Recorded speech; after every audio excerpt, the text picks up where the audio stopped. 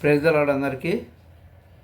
జనవరి నెల 7వ తేదీ అలసిన వాణిని ఊరడించే మాటలు చదువుతున్నాను.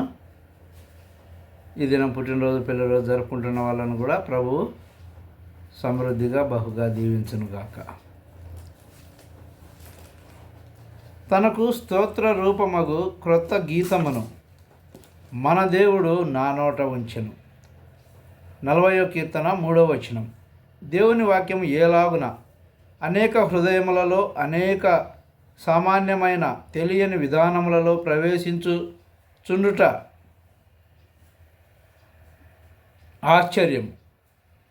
దేవుడు ప్రజల హృదయములో స్థలమును సంపాదించుకొనుచున్నాడు మరియు అన్ని జాతుల ద్వారా సువార్త అంగీకరించబడుచున్నది. వారు ఎంతగా మార్పు చెందుచున్నారనగా ఏ ఒక్కరునూ తిరిగి వారిని వెనుకకు త్రిప్పలేకపోవచ్చున్నారు. ఒక దినమున వారు పరలోకంలో రాజులగుదురు.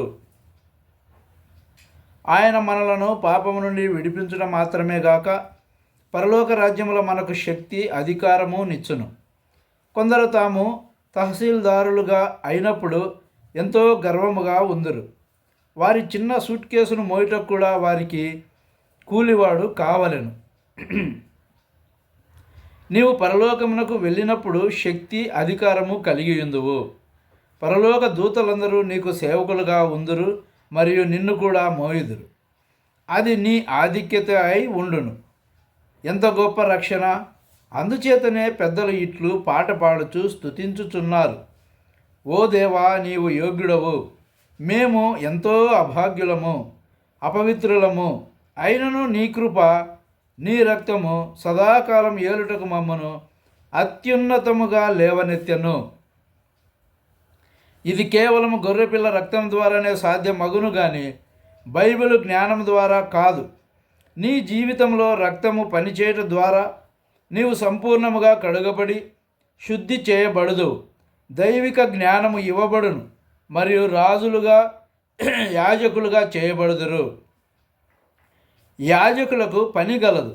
వారికి అతి పరిశుద్ధ స్థలములోనికి వెళ్ళుటకు, దేవునితో మాట్లాడుటకు, ఆయన స్వరమును వినుటకు, ఆయన వర్తమానం పొందుటకు మరియు దేవుని వాక్యమును ఆయన ప్రజలకు అందించు ఆధిక్యత గలదు.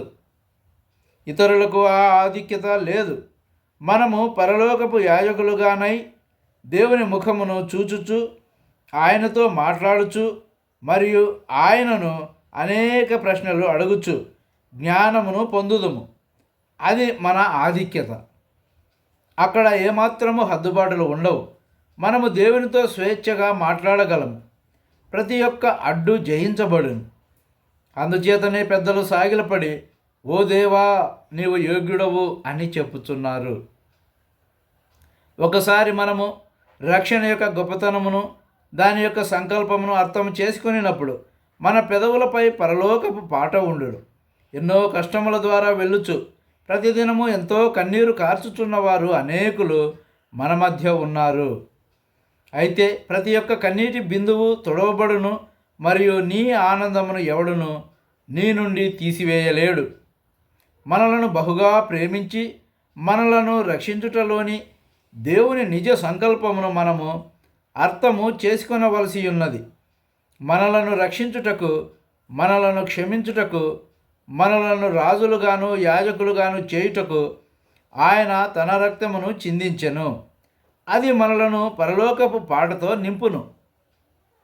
నీ హృదయము నుండి ఆ పరలోక పాటను పాడుము. నా ప్రభువు నన్ను రక్షించెను. నేను సమస్త శక్తి, అధికారము, ప్రభావము సదాకాలము అనుభవించుటకు రాజుగాను యాజకునిగాను నన్ను చేసెను. అదే సమయంలో ఆయన యుద్ధకు వెళ్ళుటకు, ఆయనకు అనేక ప్రశ్నలు వేయుటకు, ఏ ఆటంకము లేక ఆయనతో మాట్లాడుటకు, ఆయనతో విడిపోని సహవాసమును అనుభవించుచు మరియు ప్రతి ఒక్క జనాంగము కొరకు ఆయన నుండి వర్తమానం పొందు అర్హత కలిగి ఉందుము. ఆ కీర్తనను అనగా విమోచన గీతమును పాడుటకు నేర్చుకొనుము. ఇంటి యొద్దనైనను లేక బయట అయినను ఆ పాట నీలో నుండి పోదు. అది దినమునకు మధురముగాను ఇంకనూ మధురముగా నగును. ప్రైజ్ ది లార్డ్ అందరికీ. Thank you.